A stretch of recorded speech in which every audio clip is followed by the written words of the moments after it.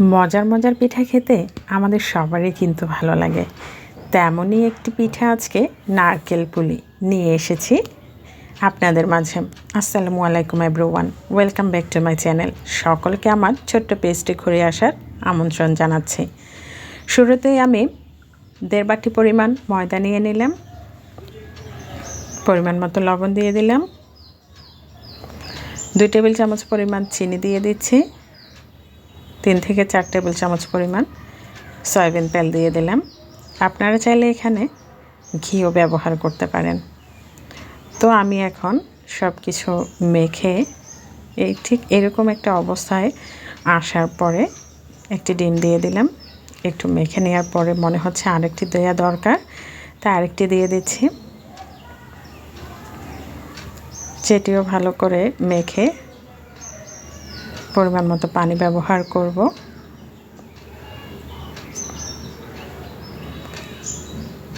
খুব বেশি পানির প্রয়োজন হয়নি, এতটুকুতে হয়ে গেল। ভালো করে মথে নিয়েছি। এখন আমি ডোটাকে কিছুক্ষণ রেস্টে রেখে দেব।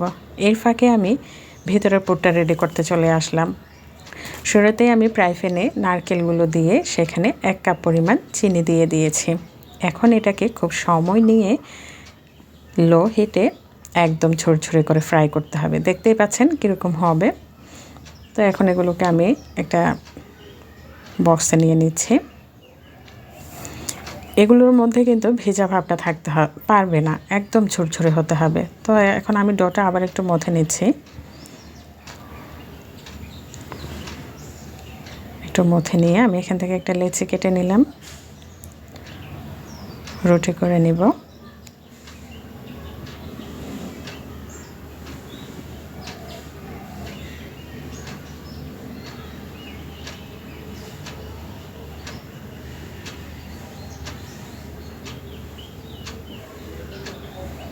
এখন আমি নারকেলের পুরটা দিয়ে দিচ্ছি।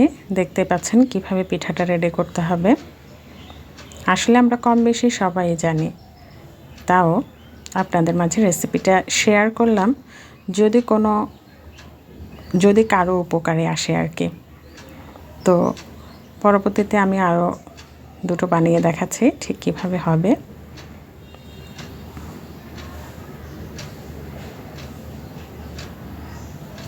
দেখতেই পাচ্ছেন একটু চেপে চেপে দিতে হবে, না হলে কিন্তু তেলে দেওয়ার সাথে সাথে এগুলো খুলে যাবে। তাই একটু ভালো করে চেপে চেপে 2 পাশটা আটকে নিতে হবে।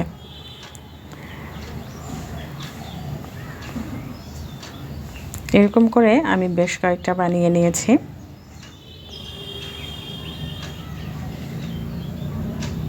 এখন আমি ফ্রাই প্যানে বেশ কিছুটা তেল দিয়ে গরম করে নিয়েছি। একে একে এখন পিঠাগুলো দিয়ে দেব। তবে পিঠাগুলো অবশ্যই লো হিটে ভাজতে হবে। হাই হিটে ভাজলে পিঠাগুলো তাড়াতাড়ি পুড়ে যাবে, লালচে আকার ধারণ করবে, কিন্তু ক্রিস্পি ভাবটা আসবে না, খেতে ভালো লাগবে না। তাই একটু সময় নিয়ে ভাজতে হবে।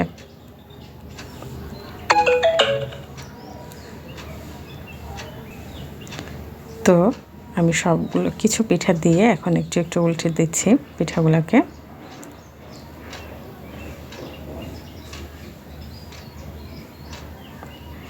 পিঠাগুলো ঠিক এরকম করে ফ্রাই করে নিলাম। খুব বেশি ব্রাউন হবে না, আবার একদম সাদাও থাকবে না। মাঝামাঝি অবস্থায় যখন কালারটা চলে আসবে ঠিক তখনই আমি পিঠাগুলো তুলে নেব। ঠিক এরকম একটা কালার আসবে। তারপরে আমি আরও কিছু পিঠা দিয়ে দিচ্ছি।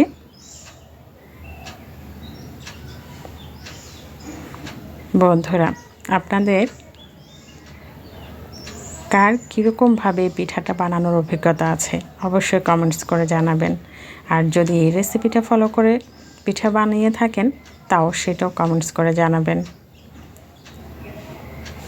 তো আমি এই পিঠাগুলোকে উল্টে পাল্টে দিচ্ছি যাতে 2 পাশটাই ভালো করে ফ্রাই হয়ে যায়।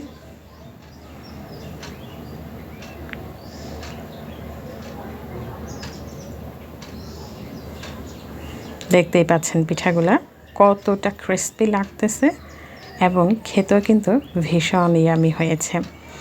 আপনারা কিন্তু নিঃসন্দেহে ট্রাই করতে পারেন, দেখবেন ঠকবেন না।